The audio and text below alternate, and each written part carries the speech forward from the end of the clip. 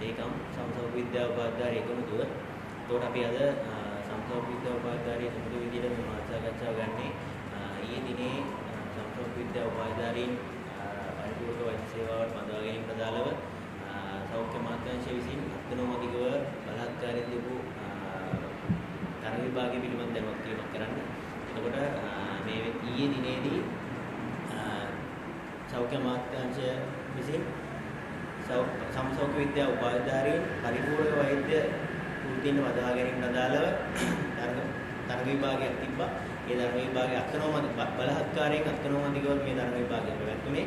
එතකොට රාජ්‍ය විශ්වවිද්‍යාලවල උපාධිධාරීන් විදිහට අපි කිසිවෙක් මේ කියන අත්නෝමතික මේ අසාධාරණ දූෂිත තරග විභාගයට පෙනී හිටියේ නැහැ. එතකොට අපි කරපු විභාග වර්ජනය රාජ්‍ය විශ්වවිද්‍යාලවල උපාධිධාරීන් සමසෞඛ්‍ය උපාධිධාරීන් කරපු විභාග වර්ජනය 100%ක්ම සාර්ථකයි. එතකොට ඊයේ දිනේදී ඇතැම් පෞද්ගලික උපාධි ආයතනවල පිරිසක් සහ විදේශීය උපාධි ආයතනවල පිරිසක් විභාගයට පෙනී ඉඳලා තිබුණා. එතකොට අපිට සම්පූර්ණයෙන්ම පැහැදිලි නලින්ද ජයතිස්ස සෞඛ්‍ය අමාත්‍යවරයා ප්‍රමුඛ සෞඛ්‍ය අමාත්‍යාංශය මේ වෙලාවේදී පෙනී හිටින්නේ 100%ක්ම පෙනී හිටින්නේ පෞද්ගලික උපාධි ආයතනවල උපාධිධාරීන් වෙනුවෙන්. ඒතකොට මොකද ඊයේ දිනේදී පොලිස් ආරක්ෂාව දාලා වාරණ නියෝග අරගෙන ඊට පස්සේ මීඩියා ආයතනවල නිවුස් දීලා ටීවී එකේ ඇඩ් දාලා අනිත් මේ මෙච්චර නැටුමක් නටලා මේ තරග විභාගය පවත්වන්න කටයුතු කළේ මොන අරමුණින්ද කියලා පැහැදිලි. එතකොට මේ වෙද්දී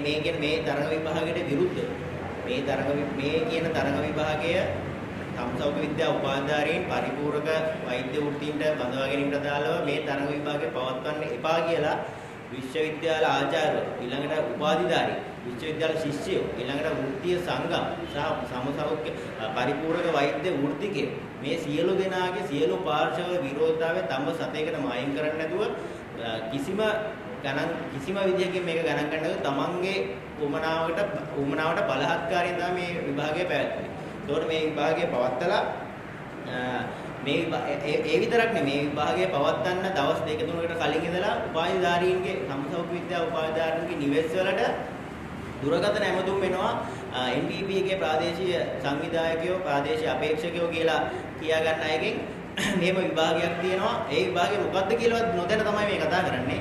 මෙහෙම විභාගයක් තියෙනවා. මේ විභාගයට පෙනී ඉන්න මේ විභාගයට පෙනී හිටියාම තමයි රජයේ රෝහල් වල අපොයින්ට්මන්ට්ස් දෙන්නේ. ඔන්න ඔය විදිහට කතා කරලා බලපෑම් කරලා තර්ජනය කරලා මේ විභාගයට පෙනී හිටින්න වාඩි කරවන්න උත්සාහ කරනවා. එතකොට මේක ඉතාම බරපතල ප්‍රශ්නයක්. මොකද සමසෞඛ්‍ය විද්‍යා උපාධිධාරීන් සෞඛ්‍ය අමාත්‍යාංශයේ පහුගිය අවුරුද්දේ ජුනි මාසයේ නිකුත් වෙච්ච ගැසට් පත්‍රයට අයදුම් කරේ සෞඛ්‍ය අමාත්‍යාංශය. ඒතකොට ඒ අයදුම් පත්‍රවල තමන්ගේ පෞද්ගලික තොරතුරු ඇතුළත් කරලා තමන්ගේ ජීවදත්ත තොරතුරු ඇතුළත් කරලා ඒවා යොමු කරන්නේ සෞඛ්‍ය අමාත්‍යාංශය. ඒතකොට සෞඛ්‍ය අමාත්‍යාංශය සතු මේ පෞද්ගලික තොරතුරු උපාධිධාරීන්ගේ පෞද්ගලික තොරතුරු දෙවන පාර්ශවය වෙනත් පාර්ශවයකට ගිහිල්ලා තියෙනවා. ඒතකොට ඒක පක්ෂයක සංවිධායකවරුන්ට පක්ෂයක ආසන සංවිධායකවරුන්ට ගිහිල්ලා තියෙනවා මේ තොරතුරු. එතකොට මෙහෙම වෙන්න පුළුවන්ද? ඒතකොට සෞඛ්‍ය අමාත්‍යාංශය කියන්නේ රටේ වගකීම් රාජ්‍ය ආයතනයක්. ඒතකොට රාජ්‍ය ආයතනයක් සතු දත්ත කොහොමද මිනිස්සුන්ගේ පෞද්ගලික තොරතුරු කොහොමද වෙනත් පාර්ශවයක් අතර යන්නේ? ඒතකොට එතනින් වෙන නීතිමය බලපෑම මොකක්ද කියන එක අපි තේරුම් ගන්නවා. එතකොට මෙන්න මේ කියන මෙන්න මේ විදිහේ මැදිහත් වීමක් කරලා සෞඛ්‍ය අමාත්‍යාංශය නලින්ද ජයතිස්ස ප්‍රමුඛ සෞඛ්‍ය අමාත්‍යාංශය සූදානම් වෙන්නේ රාජ්‍ය විශ්වවිද්‍යාලවල උපාධිධාරීන් ප්‍රමුඛතාවය දෙන්නේ නැතුව අර පෞද්ගලික විශ්වවිද්‍යාලවල පෞද්ගලික උපාධි ආයතන වලට සුජාතභාවයක් දෙන්න සහ ඒවා ප්‍රොමෝට් කිරීමක් තමයි මෙතෙන්දි වෙන්නේ. එතකොට අපි කිසිම වෙලාවක මෙතන කියලා නැහැ.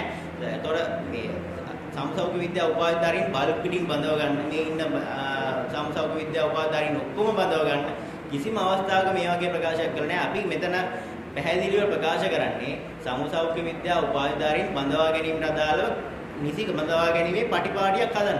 ඒකට සමුසෞඛ්‍ය විද්‍යාව උපාධාරීන් මදවා ගැනීමට අදාළව මේ වෙද්දි මේ පිළිතුරක් දීලා තියෙනවා. විශ්වවිද්‍යාල ප්‍රතිපාදන කොමිෂන් සභාව විසින් මේ වෙද්දි සකස් කරලා බාර දීලා තියෙනවා කුසලතා අනුපිළිවෙල. එතකොට මේ කුසලතා අනුපිළිවෙල හදන්න මූලික වෙන්නේ පහුගිය ආණ්ඩුවලින්.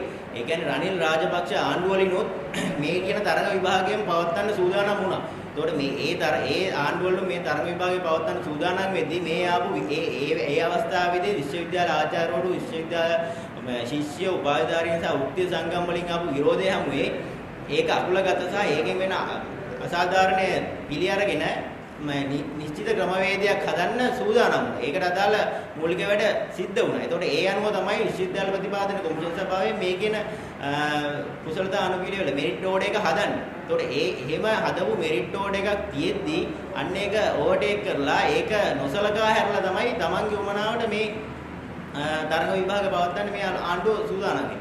එතකොට ඒකෙන් වෙන ඒකේ උමනාව අපිට සම්පූර්ණයෙන්ම පැහැදිලි. එතකොට පහුගිය මහිතවරණ වේදිකාවල ගිරිය කඩාගෙන කෑ ගහලා නිදහස් අධ්‍යාපනය ගැන කෑ ගහලා නිදහස් අධ්‍යාපනයේ අත්තරු ගැන කියලා ඒ විතරක් නෙමෙයි නිදහස් අධ්‍යාපනය කියන ප්‍රතිපත්ති පිළිහිටලා ඒ ප්‍රතිපත්ති ජනතාවෙත් ඉස්සරහට දීලා තමයි මේ ආණ්ඩුව බලයට එන්නේ. එතකොට අන්න එහෙම ආපු ආණ්ඩුව මේ අන්නේ නිදහස් අධ්‍යාපනයේ පයින් ගහලා ඒ නිදහස් අධ්‍යාපනයේ බල්ලට දාලා තමයි මේ කියන උපාධි ආයතන වෙනුවෙන් පෙනී හිටියේ. එතකොට පෞද්ගලික උපාධි ආයතන ප්‍රොමෝට් කරන්න යන්නේ අන්නේ නිදහස් අධ්‍යාපනයේ බල්ලට දාලා. අහිංසක මිනිස්සුන්ට තමන්ගේ දරුවන්ට නිදහස් අධ්‍යාපනය ලබා දෙන්න කියන එකම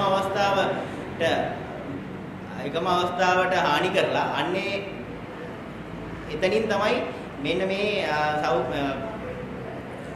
පෞද්ගලික උපාධි ආයතන වලට සුජාතභාවයක් ලබා දෙන්න උත්සාහ කරන්නේ. එතකොට අපි පැහැදිලිව කියන්නේ මෙන්න මේ කියන මේ ඊයේ දිනේ පවත්වපු තරඟ විභාගය සම්පූර්ණයෙන්ම දූෂිතයි.